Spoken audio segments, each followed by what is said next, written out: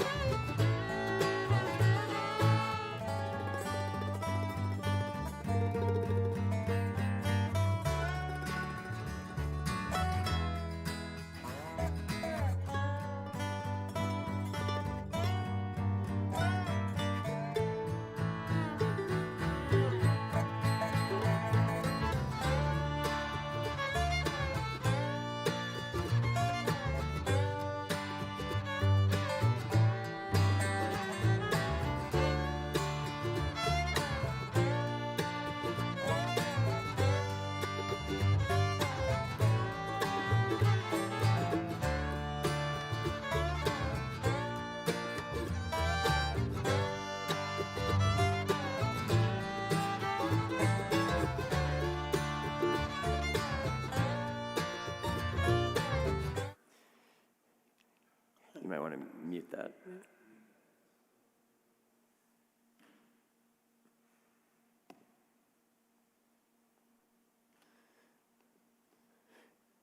Okay.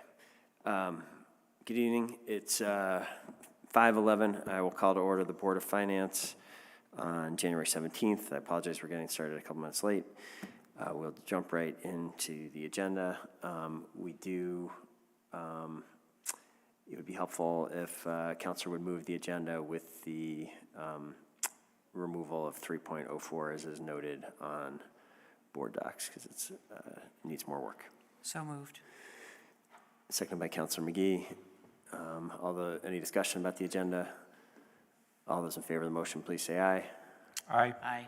Any opposed? Motion carries unanimously. We have an agenda. That brings us to the public forum. I am not seeing any member of the public here in person to speak to the Board of Finance. Is there anyone online? Yes. Sharon Busher. Okay. Sharon, we see your raised hand and your mic is being enabled, and hopefully you can go ahead and speak now. Yes, thank you, Mr. Mayor. I don't have the agenda in front of me, so I don't know what was removed. Is that the TIF item?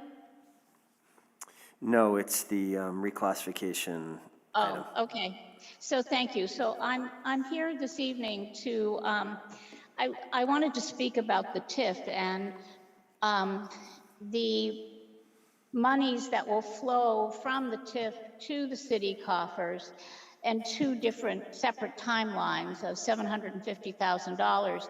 That's clear. And then there was a table at the bottom, which, if I interpreted correctly,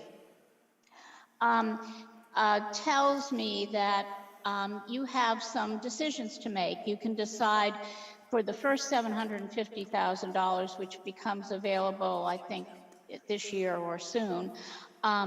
You could start paying back the deficit.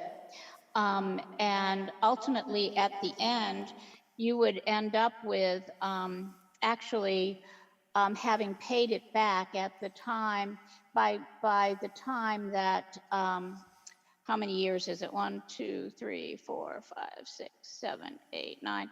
By the 10-year timeline that is portrayed in the table. And I just wanted to say that I'm in favor of you doing that. For example, the first line item has that we would owe like 23,000. And so if we paid that, we could bank the 727 and so on. I'm not going to bore you with all the math that you already well know. But I would prefer to think at the end of this cycle that we would not have any debt, and that the monies, the total dollar amount, as I understand, would then be at the end of this time a $1.5 million that would be available to the community. And I would like to see those free and not encumbered by any residual debt that was carried forward. So I feel pretty strongly about this, and so I was motivated to speak tonight. If I've interpreted that table incorrectly, I apologize, but I know Rich and Catherine and you will, and Karen, obviously, will have critical eyeballs, but I think we'd be better off paying our debt as we go.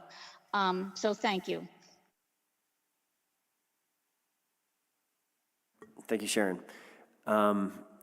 I believe, not seeing anyone else raise their hand to indicate they want to speak at the public forum, so I will close the public forum and move now to item 3.01. We have 3 items for approval and recommendation to the City Council. The first is an authorization to amend contracts with on-call water resources excavations contractors. This is a DPW water resources item. I see we have Megan here and Chapin, and I see Councilor Hightower is here as well now. Sorry if I missed you before. And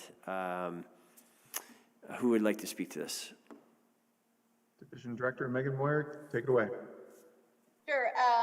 We're coming back to you. This is one of our tools in the toolbox, if you will, for the numbers of emergencies that we can encounter. We do have in-house crews, but from time to time, because of crew availability or sometimes because of simultaneous breaks, we certainly have had 3 water main breaks all happening at the same time.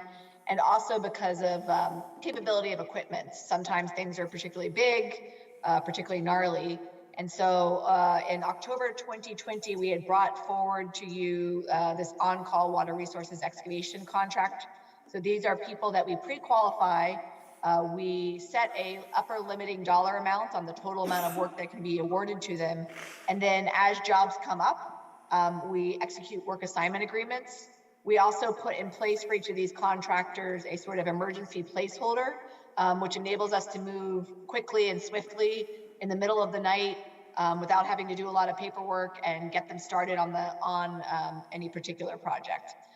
So previously we had set maximum limiting amounts of $200,000 for each of these contractors, and we're asking to increase those to $400,000. The only one of the contractors that sort of has bumped up against the $200,000 limit is our work with ECI. As we note in the memo, we did exceed the $200,000, but that was after discussion and approval by CAO Shad when we had an emergency sewer issue on South Prospect. I don't know if I'm missing anything else. We're also increasing, there's an upper limiting amount for all contracts on how much we can spend. So the total of everything that we've spent with these contractors can't exceed $750,000 without coming back to you all for additional approvals.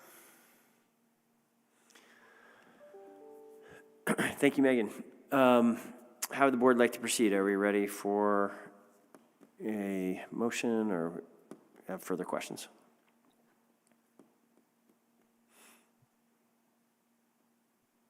Councilor Hightower. I'm happy to move the recommended action as listed on board docs to recommend that the City Council authorize the Director of Public Works to execute an on-call contract as noted. Sorry, second. Great. Further discussion? go to a vote. All those in favor of the motion, please say aye. Aye. Aye. Any Aye. Sorry, any opposed? The motion carries unanimously. you. Thank you, Megan and Chapin. Thank you, appreciate it. Have a great night. You too. Okay, 3.02, waterfront TIF, application for substantial change. Our consultant, David White, is here to lead this discussion. This is important follow-up from past conversations we've had, as we talked about during the discussions around the development agreement. The plan has been for some time to go back to VEPC, the body that regulates, oversees the TIF program, and attempt to secure a major change, major amendment to the initial plan that was approved years ago. So this has been in the works for some time, and we're getting to crunch time on it. And David's been working very hard on this. So I think, David, unless there's anything else you'd like me to speak to kick things off, I'll hand it over to you for further brief overview, and then we'll take questions. Need to, is that There you now go. on? Okay, great. So let me, a few things. So first, for the record, I am David White, president of White & Burke Real Estate Advisors, and I've been working with the city now for some time on both the TIF districts, actually, but the major focus has been relative to the waterfront TIF district, and particularly that portion of it that relates to City Place and the 3 properties in the core of downtown, the former Burlington Town Center, that have been authorized by the legislature to have an extended lifespan, an extra decade beyond the rest of the TIF district. I did send out late this afternoon, there was distributed an updated memo, an updated table that I apologize for being so late, but as I mentioned in what I sent out Friday, there was a distinct possibility that there would be further changes, and indeed there have been in the intervening period of time. So what I'm going to share with you tonight is the latest version. It's what was sent out late this afternoon, and I'm happy to respond to any questions relative to that. So stepping back for a moment and thinking about the big picture of all of this, the underlying major portion of the TIF district, the life of that with respect to the city's authority to retain the incremental education taxes expires as of the end of fiscal 25. So we're about 2.5 years left in the life of that TIF district. But then we've got an extra decade beyond to the end of fiscal 35 to retain the incremental education taxes for those 3 properties that constitute the former Burlington Town Center plus the LL Bean building.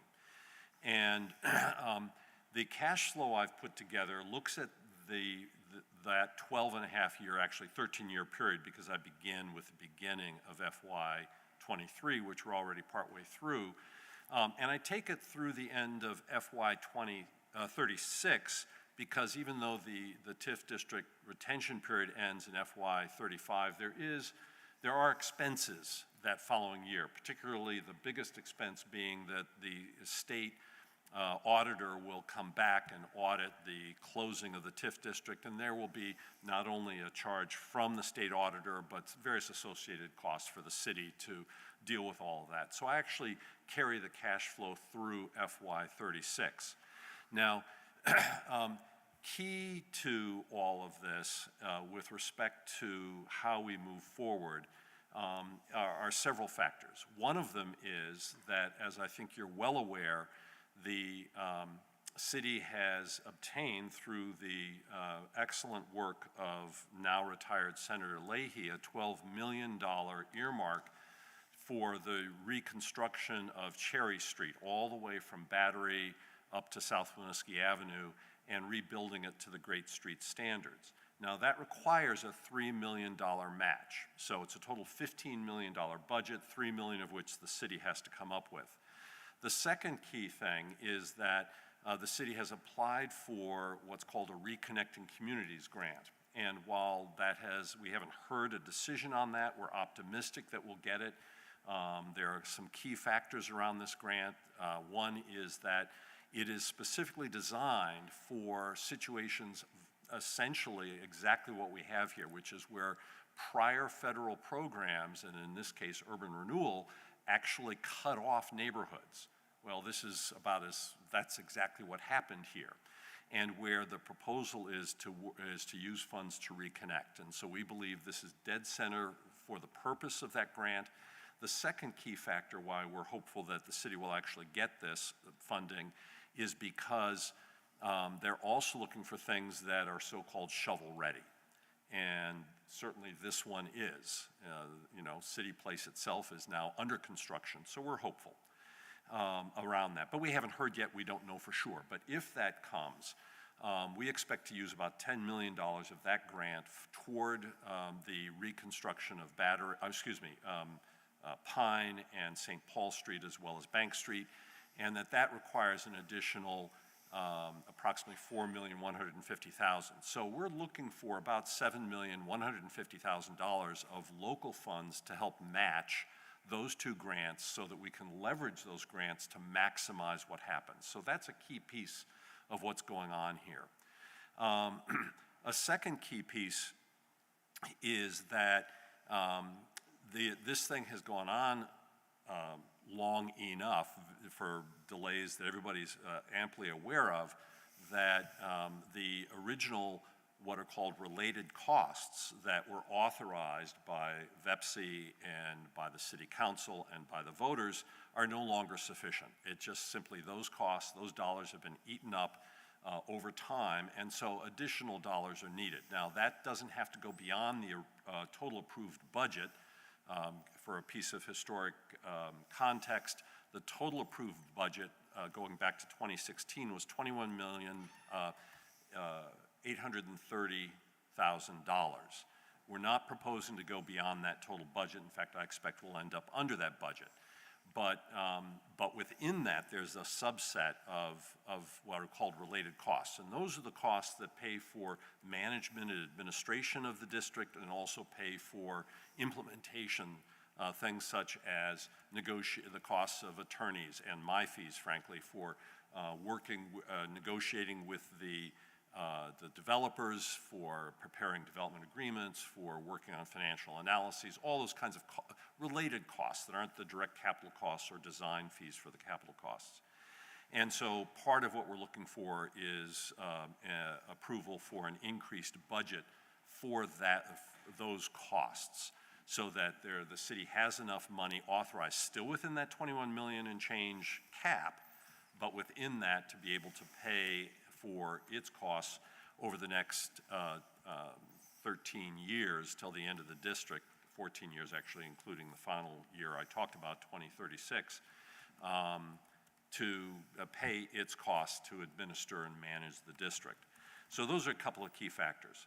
Now, along the way, as I'm sure you're aware, City Place is now under construction, hallelujah, as part of the development agreement that was negotiated by the administration and approved previously by the City Council, so the so-called ARTA 2.0, there are various fees that the developer is obligated to pay. And those include both, there are two key areas that add up to a substantial amount of money. The first one is to look at that period of time between 2019 and when they actually got under construction to compensate for the city for the taxes that were not paid because they demolished the mall before they actually were ready to get under construction. And that's about $541,000 and change total over the next few years. The second piece is that they are also obligated to pay the city's interest costs between when the city incurs the debt, that we will be proposing, and when they get their certificate of occupancy and the project actually hits the tax rolls. So those combined are a key element of the additional taxes. The next piece is that, and this is the biggest single change between what I sent Friday and what was sent this afternoon, and that is that we have included in the revised version so-called Phase 2 of City Place. In the Friday version, I included the projected incremental taxes only from Phase 1, which is what's under construction today. Phase 2 is that portion that includes the remaining portion of the mall that fronts on Church Street plus the LL Bean building. And we have reason to believe that there's a much higher, in fact, we're quite optimistic at this point that that will be proceeding and proceeding within a reasonable time frame. So we have added those in. The upshot of all of this is that the projections at this stage of the game, because we don't really need the incremental taxes from that supplemental portion to pay what we expect to be the debt, which is about $16 million. But nonetheless, it's a much more compelling picture, and it gives the city greater flexibility to be able to incur some additional debt if it deems it would like to have that debt in order to either pay for matching costs, or in the event that it doesn't get the second grant source, the Reconnecting Communities grant, to be able to borrow additional money to pay at least some of the improvements that otherwise would have been paid for by the grant. So there's what we've done here with the revised version that was sent out today is to provide additional flexibility for the city, although at the present time, we're anticipating not changing the bonding amount. I want to be clear also that we're not going to be asking the city council when it votes on authorizing an application to VEPSI for final approval of this. At that time, the city council won't be asked to make a final decision on the final bonding dollar amount. That decision will come later. Right now, we're giving you our best estimate of what we expect, but we don't have to make a final decision, and the bonds won't be until probably around the beginning of April, and we'll be coming back to the city council at that point. So that gives us several more months in which to develop additional information to be able to confirm that Phase 2 is on schedule, et cetera. So all of that plays into then the cash flow. And I'm happy to share the revised cash flow if that makes sense. You tell me. Yeah, why don't we pause there for a second, David? Glad you hit strongly that last point. I think, I'll just amplify it just to make sure we're on the same page. We'll have a future important decision between now and June, probably close somewhere in late May or June, I assume. If I may interrupt yeah. for just a moment, I do think that we're going to want to make a decision in early April in order to provide Rich Goodwin the time to then go to market with the bond. So I think it's going to be more in the April timeframe. All right, thank you. So that's important clarification. So not that long from now, we'll be back to have an important decision about how much we want to bond for. Tonight is not that night. We will have more time with the projections, and you'll have more time to kind of kick the tires on where, that's an important discussion. And tonight's important as well, but I just want to make clear that that's the one that really goes to the financial commitments the city will be taking on. Tonight is a step on the road to that, where we are telegraphing to VEPSI how we are thinking about it currently and seeking their approval.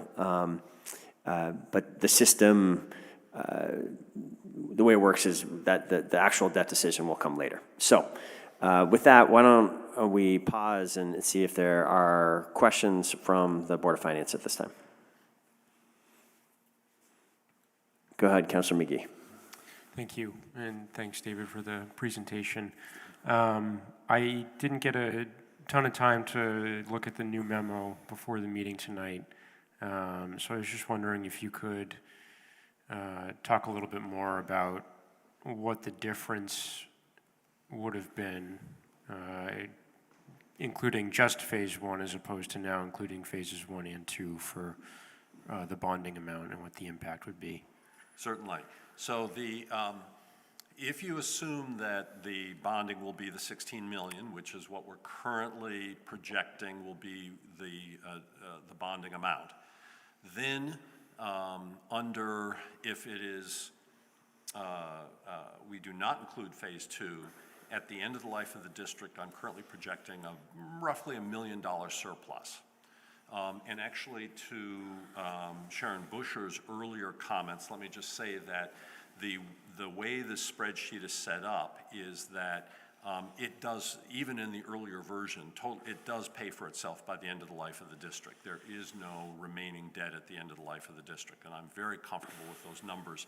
That said, there have been several changes made. The biggest one is including phase 2.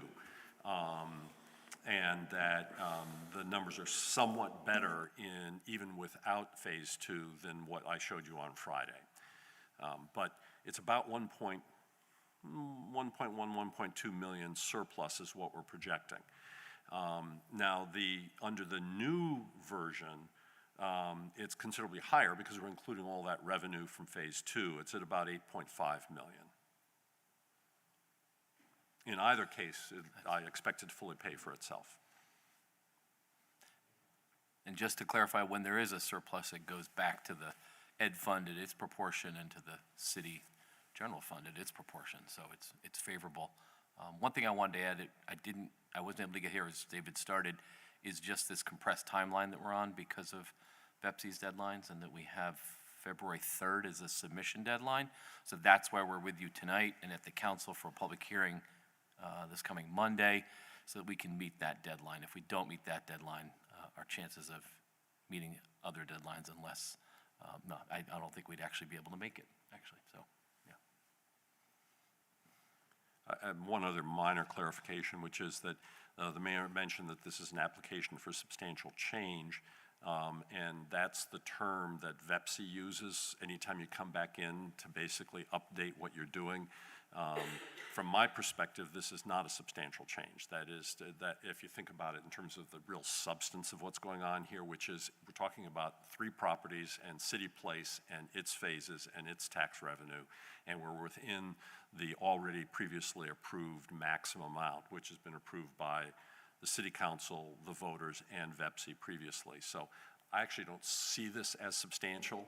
It's really just an update, but that's the technical term they use, just to be clear.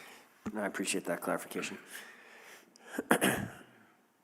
And I think we, appreciate the process of giving them, there has been some evolution of the project over time. This puts in front of them squarely, exactly the way we're thinking about it now.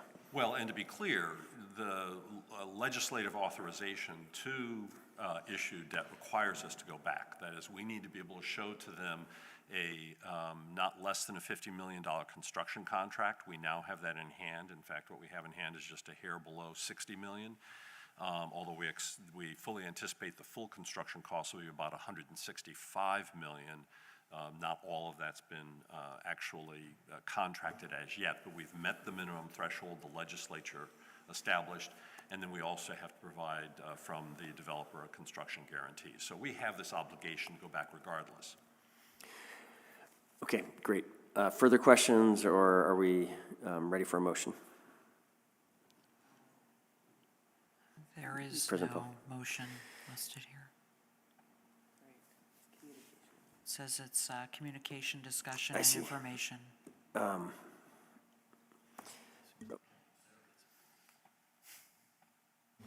So remind, so this is purely informational. We'll be back, but Monday, we are looking for board and council endorsement of the package. Yes, at the city council meeting, I believe it's the 23rd, the VEPSI process obligates us to have a public hearing that the city council will do, and also will require an affirmative vote from the city council authorizing the submission of the application for substantial change.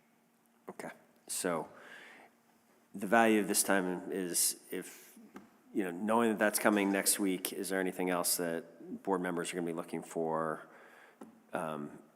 in order to be able to make that recommendation, that approval next week?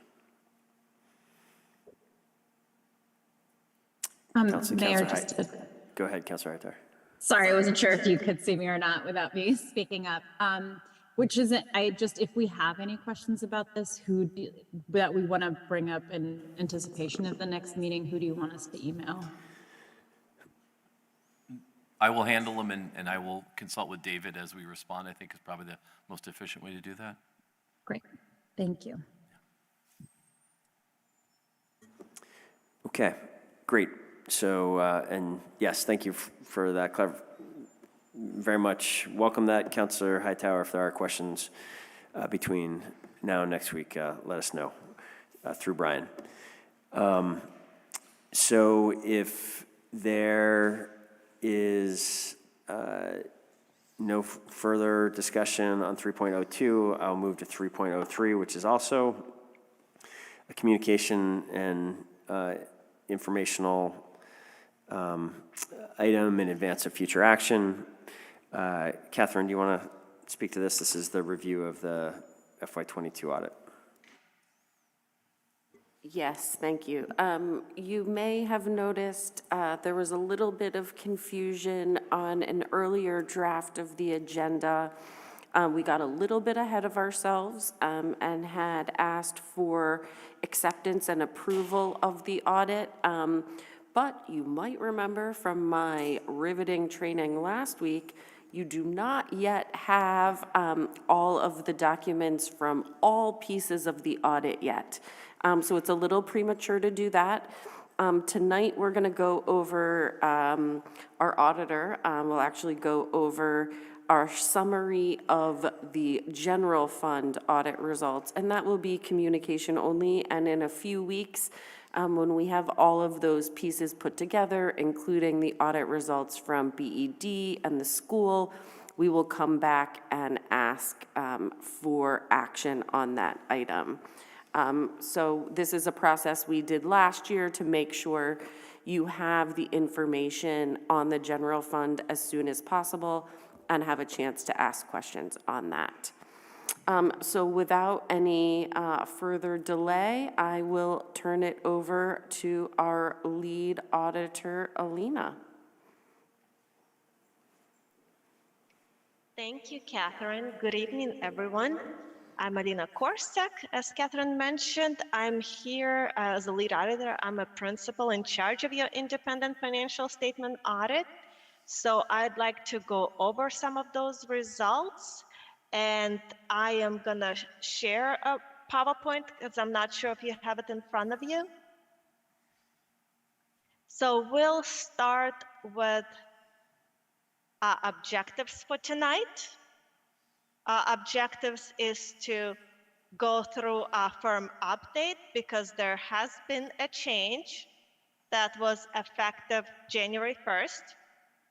And as I mentioned, we'll go through results of the audit and particularly general fund results, as Catherine mentioned.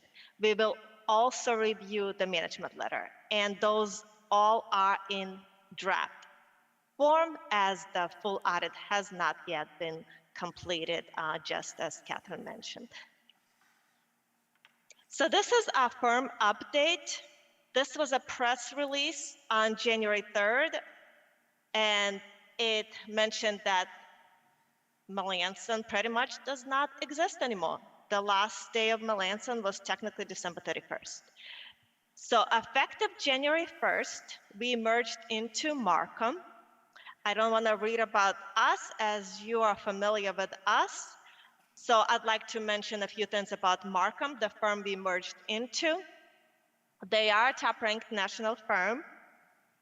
According to 2022 Accounting Today, they're the 15th largest CPA firm in the country. with 550 partners and 4,100 associates. And associates is just something they call employees. So the firm has 4,100 employees.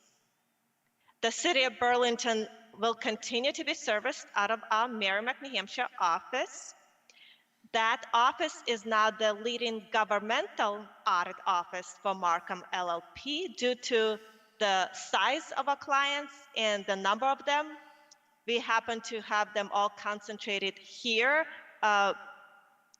Even though Markham does have governmental offices in New England region, it's mostly in Rhode Island.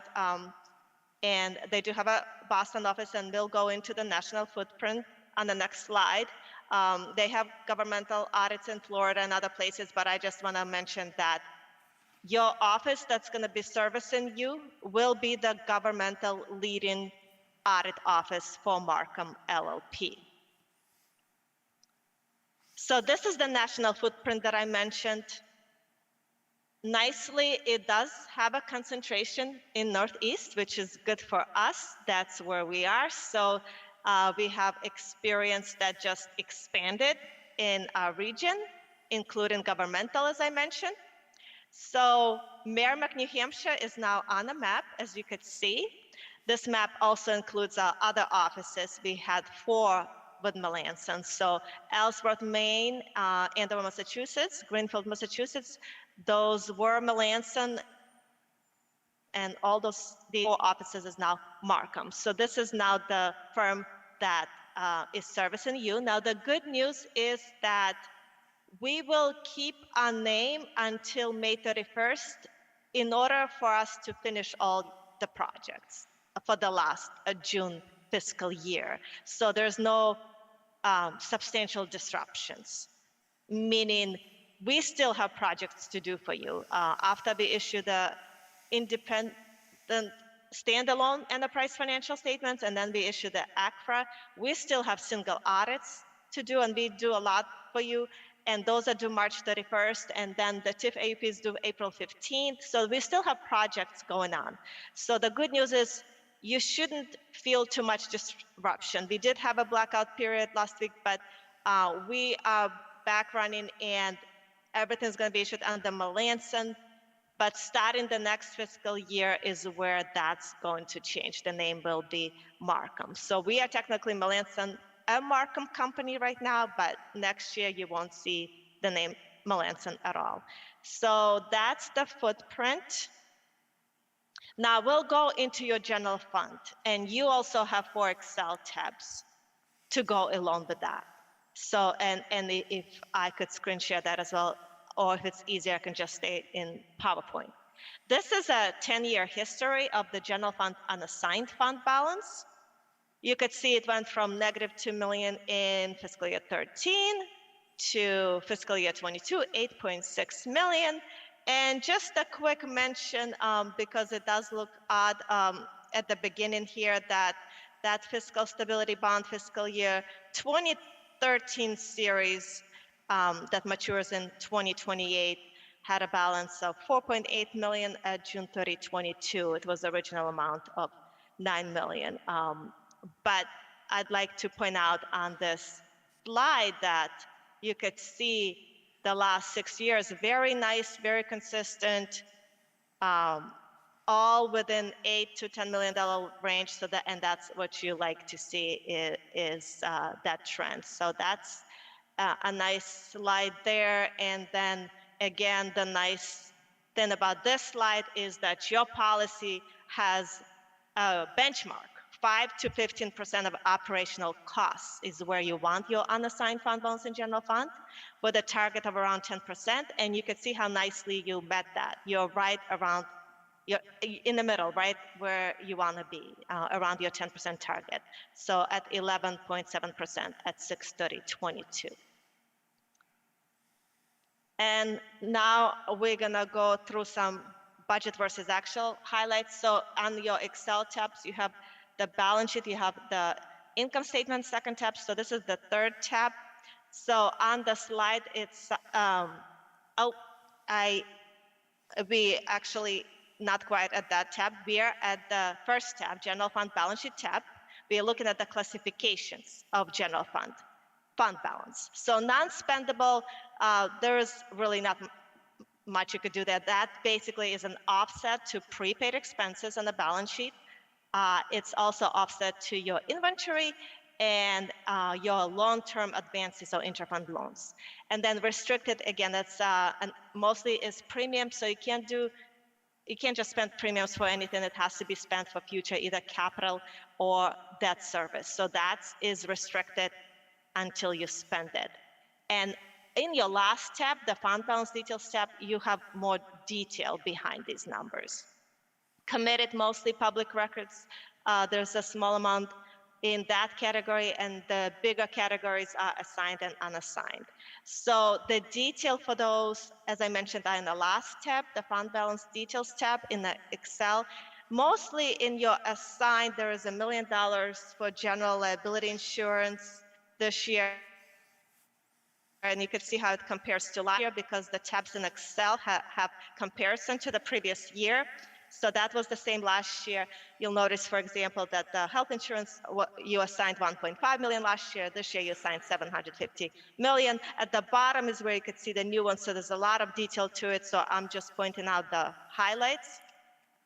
So of course, if you have a higher assigned, then your unassigned would be lower. So for example, if your management assigns and then of course a city council approves, if that was closer to last year's number of 7 million, then your unassigned would be a little higher and you would be basically closer to where you were last year in unassigned. So that's more of a category that you look through in detail and see what needs to be assigned. Management does it and then takes it for approval. So the total fund balance is slightly higher than last year, 22 million compared to $1 million. And you'll see on the income statement tab or the second tab in Excel that the profit for general fund was $1 million, and that's what makes the total fund balance go up. Now, on the next step is where we're going to go into the budget versus actual results. So I segregated the use of fund balance in this slide because that doesn't have an actual source. It's like you use in prior year surpluses or reserved balances, like prior assigned is what it is what you're using.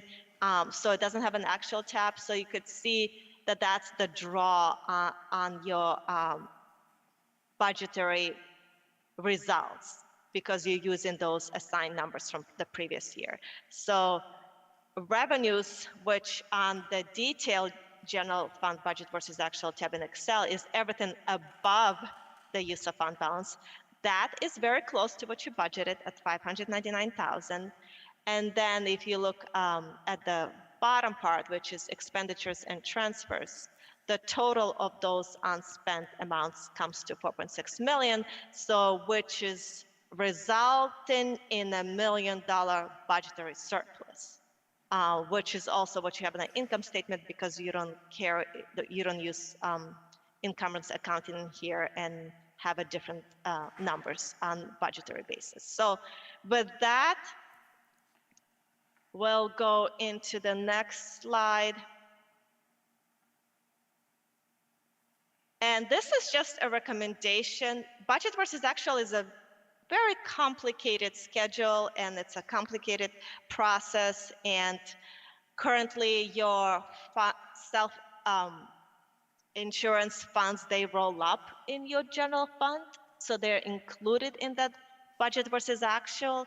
So we made a recommendation to adopt official separate internal service funds.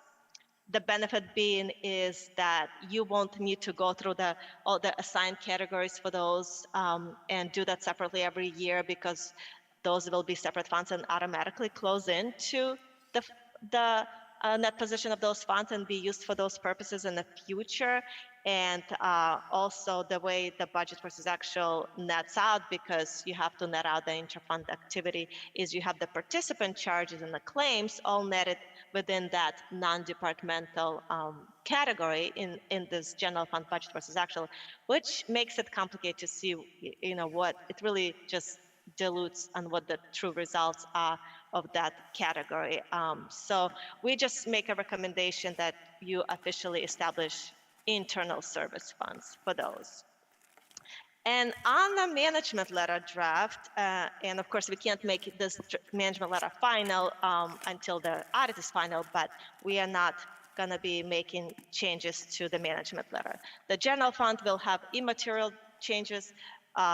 Management letter will stay as is. So in the management letter, we had 3 comments last year, 3 comments this year, and just wanted to point out there are no significant deficiencies here or material weaknesses. This is what we call other matters, basically other recommendations that we came up with the city.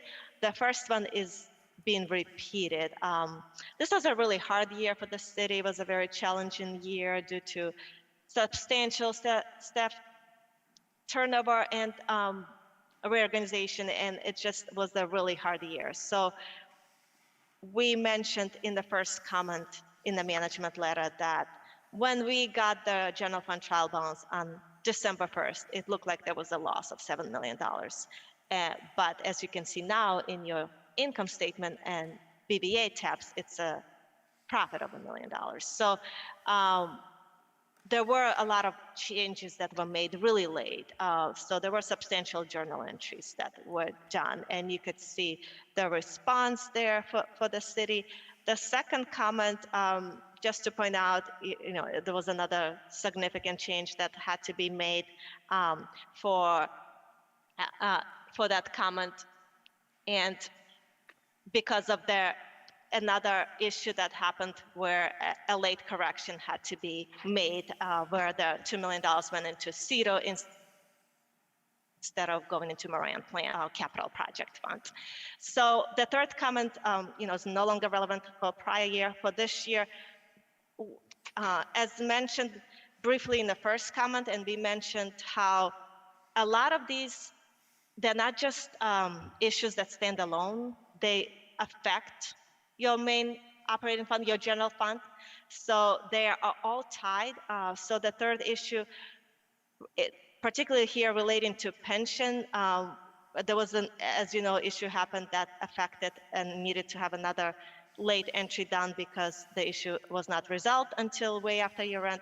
But we also want to keep stressing that to prevent any future risk, just go through and clean that language in the collective bargaining agreements to make sure it matches your city ordinance, to make sure there's nothing else that can arise that can cause city any more loss. So we would strongly recommend that. That's the management letter. And I will turn it back for questions and discussion. And stop sharing.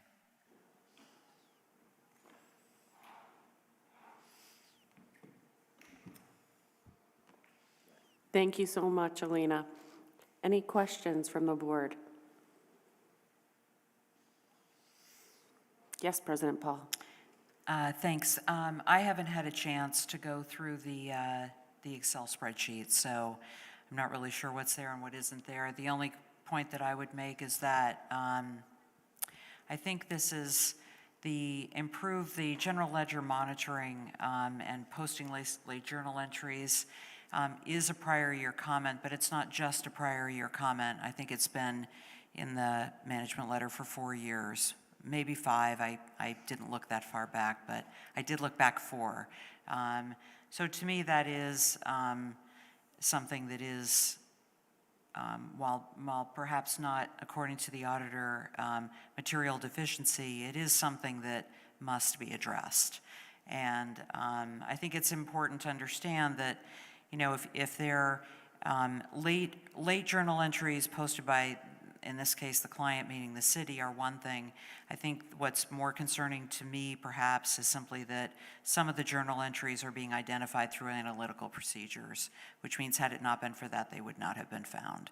So and they're not small, they're significant. So I would hope that there's a response from the city that is identifying a person, and I would hope that in the reasonably near future that you would come to us and let us know exactly what that plan is, and so that we don't have that comment next year. Other than that, as I say, I have not had a chance to look at it, so that's really as far as I can go. Thanks very much. I appreciate that comment, and as someone who has looked at all the previous management letters, this is the fourth year for that comment. It first appeared in FY19, and so it is something that is my highest priority and will be the highest priority for the CT office. And before we come back asking for your approval and acceptance of this audit, you will have in hand from me, and I expect a discussion, a plan of how we get to where both we think we need to be and the auditors think we need to be, because we're already halfway through this fiscal year. So there's not that much time to catch up, but catch up we will. I also just wanted to add that because it has been 4 years, for those who aren't aware, the CAO has not been with the city for 4 years. It was 2 months prior to the start of COVID in January of 2020 that you first came, and clearly there were many issues that happened very, very quickly after you began. So I fully appreciate that. I know it's a priority for you, and I appreciate the fact that you inherited this and will be the one to successfully address it. So thank you. Thank you, and I do appreciate that it is the job of this board to hold me accountable to doing that. So thank you. Other questions or comments? Don't worry, there'll be plenty of time for you to dig into that Excel and ask more questions later. But I know we're bumping up against our other meeting time. Okay. Yes, given that, I see that people are starting to gather for that. Again, as we said with the last item, if board members do have any further questions that you want to address at any point between now and when this comes back with the final audit for acceptance, we'd be happy to respond to those questions as well. And appreciate the discussion here at the end, and fully, Catherine has my full support in taking the action necessary to fully address this item, and I agree with the notion that it needs to be the highest priority in the department at this point. So with that, I think we've completed our agenda, and if there's no objection, I will adjourn the Board of Finance at 6:01 p.m.